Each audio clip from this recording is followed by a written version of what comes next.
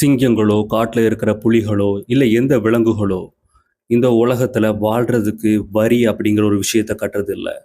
ஆனா, மனுஷங்க தான் வாழ்கின்ற நாட்டுல தன்னுடைய அரசுக்கு வரிய கட்ட வேண்டியது இருக்குது.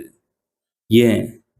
அரசு அப்படிங்கிற ஒரு விஷயம் இயற்கையான ஒரு விஷயமா? சமூகம், குழு, அரசு இது 3க்கும் உள்ள வேறுபாடு என்னது? இது எல்லாத்தையும் அனலைஸ் பண்றது தான் அரசியல் தத்துவம். இந்த ஜனநாயக நாட்டுல நம்ம எல்லோருமே மன்னர்கள். ஆனா, ஒரு தனி மனிதனுடைய விருப்பத்திற்கு இந்த ஜனநாயக நாட்டுல மதிப்பு இருக்குதா? அவன் சுதந்திரமா எங்கேயும் போயிட்டு எதையும் செய்யறதற்கு உரிமை பெற்றவனா இருக்கானா? அப்படிங்கிற ஒரு கேள்வி வரும்போது, அது ஒரு கேள்விக்குறியாவே நிக்குது. சரி, ஒரு தனி மனிதனுடைய விருப்பம் தான் என்ன? சரி, அந்த விருப்பம் தான் அவனுக்கு இயல்பா உருவாகுதா? இல்ல அதுவும் கட்டமைக்கப்பட்டதா? லிங்குஸ்டிக் ரிசோர்ஸால, அதாவது மொழியியல் தன்மையினால, சமூகத்தின் மூலமாக அது அவனுடைய விருப்பங்கள் எல்லாம் கட்டமைக்கப்படுறதா அரசியல் தத்துவவாதிகள் சொல்றாங்க.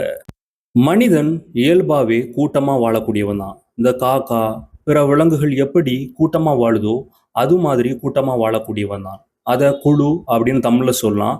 ஆங்கிலத்துல அத கம்யூனிட்டீஸ் அப்படின்னு சொல்றாங்க. சில விதிகளோடையும் அது இருக்கும். ஆனா, சொசைட்டி அப்படின்னு வரும்போது, சமூகம் அப்படிங்கிற போது, அதனுடைய படிநிலைகள் இன்னும் அதிகமா இருக்குது. உலகம் முழுவதுமே இந்த கேஸ்ட், கிளாஸ் இப்படிங்கிற படிநிலைகள் எல்லா நாடுகள்லயுமே இருக்கிற ஒரு விஷயம் தான். மேற்கத்திய அறிஞர்களுடைய பார்வையில ஒரு சமூகம் என்பது ஒரு தனி மனிதனுக்கும் ஒரு அரசுக்கும் இடையே உள்ள ஒப்பந்தம் அப்படின்னு சொல்றாங்க.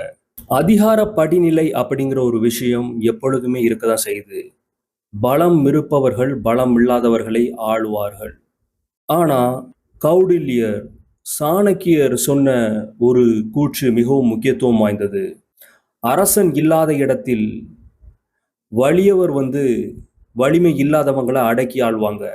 அரசர் இருக்கிற இடத்துல வலிமை இல்லாதவங்க வலிமையானவங்களுக்கு இணையானவங்களா மாறுவாங்க அப்படிங்கிறத கௌடில்யர் சொல்றாரு. அந்த மாதிரியான ஒரு மனப்பான்மை தான் இந்திய தத்துவம் கொண்டு இருக்குது. ஆனா இதற்கு முற்றிலும் வித்தியாசமான கருத்துக்களை மேற்கத்திய தத்துவங்கள் கொண்டிருக்கு. இருந்தாலும் நம்ம எல்லாத்தையும் அகண்ட பார்வையோட பார்க்க பழகணும். அரசியல் தத்துவம் குறித்து பல்வேறு தலைப்புகளில் நாம் பேசுவோம்.